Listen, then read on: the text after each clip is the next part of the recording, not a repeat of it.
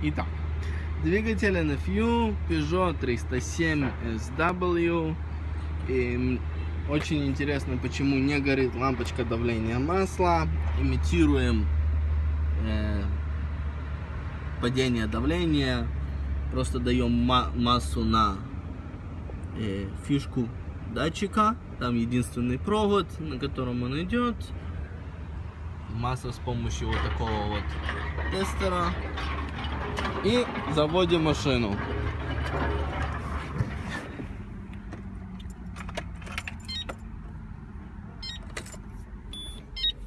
Окей. Выключаем сигнализацию.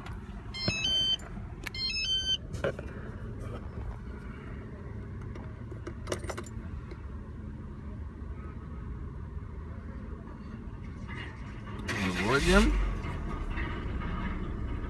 И через несколько секунд загорелся знак стоп. И мы видим, что на компьютер показывает нам, что давление слишком маленькое.